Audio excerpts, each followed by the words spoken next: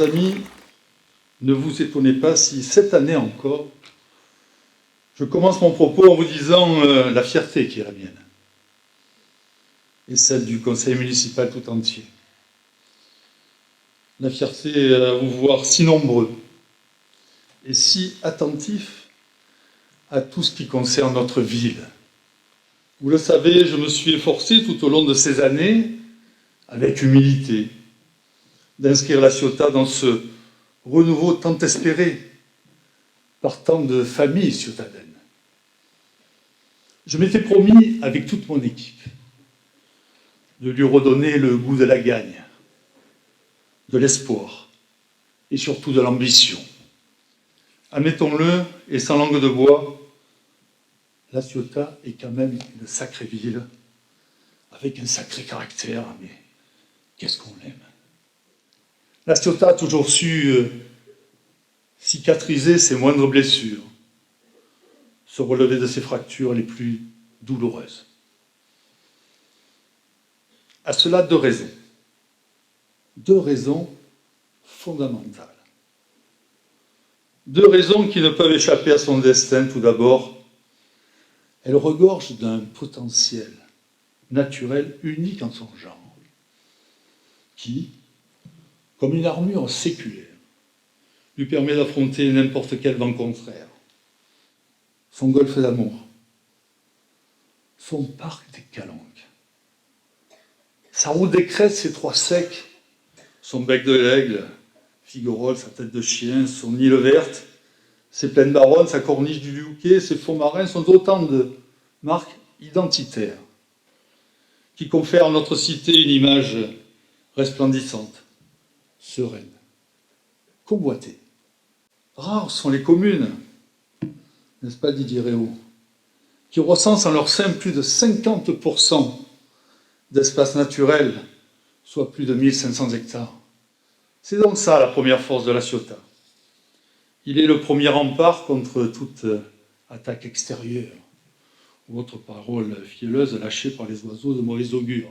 Ils reviennent chaque année, cela. Le deuxième foyer de résilience, je dois le dire, ce sont les Ciotadins, car la Ciotat n'a toujours fabriqué que des Ciotadins. C'est donc vous, la deuxième force de la ville.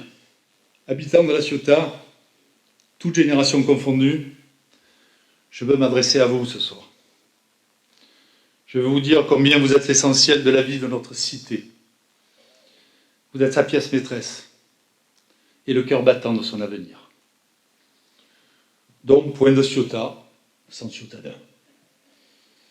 Qu'il soit né ici ou fraîchement installé, le Ciotadin possède le privilège, mais également la responsabilité de se montrer digne de la ville dans laquelle il évolue.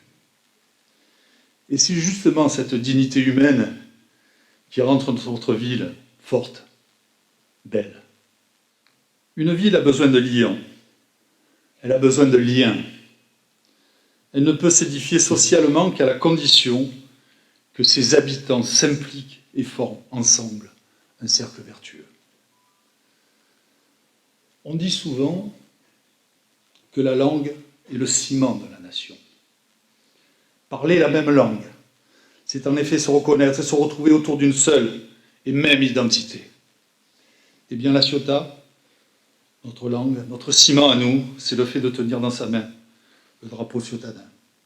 Nous faisons corps, toujours unis, pour affronter l'adversité. Les opérations qui sont en cours de réalisation témoignent d'ailleurs du travail que nous avons tous accompli la main dans la main.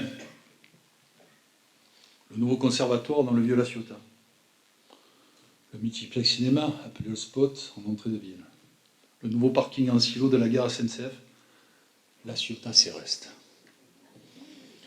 Le nouveau cimetière de la Périgord, les nouveaux locaux du CCAS dans l'ancienne école Romain Roland, l'école des filles. La deuxième tranche de la voie 12 qui court jusqu'à la gare sont autant de marques d'avancée. Frappées au sceau de l'ambition commune, nous pouvons être fiers de cela. Je souhaite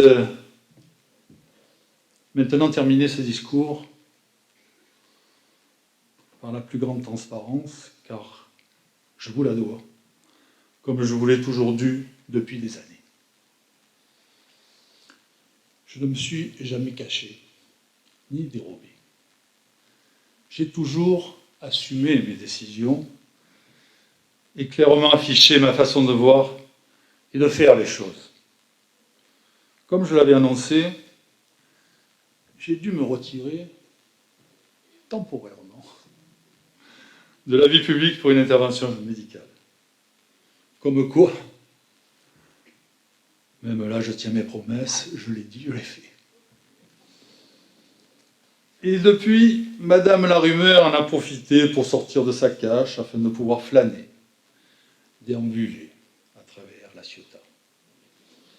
Certains l'ont courtisé, d'autres lui ont même tenu la main jusqu'à la prendre un malin plaisir à l'alimenter.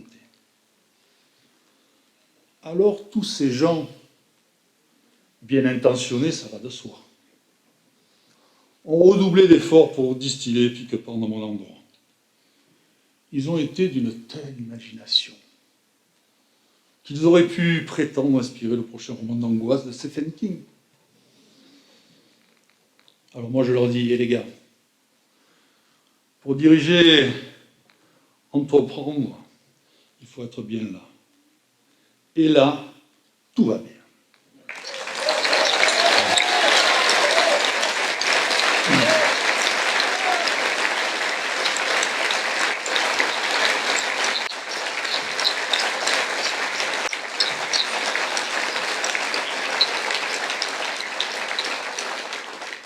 C'est pourquoi je vous finirai en vous assurant, si besoin est, de la détermination qui est la mienne, de l'envie qui m'anime, de la passion que je porte à ma mission au service de tous.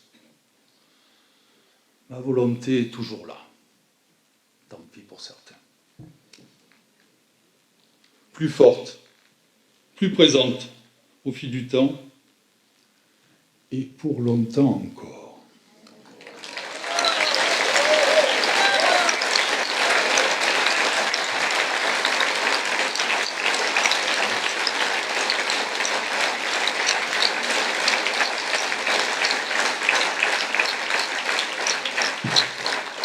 À toutes et à tous, je vous souhaite une bonne, heureuse année 2020.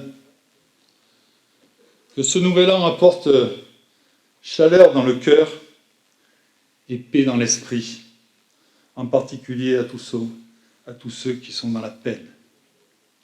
Qu'il offre amour, repos et réconfort au sein de chaque foyer, au sein de chaque famille. Et surtout que la santé vous garde. Qu'elle vous permette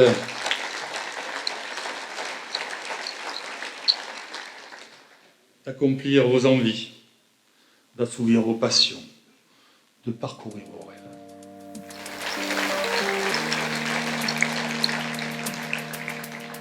Donc bonne année la Ciotat, bonne année la France.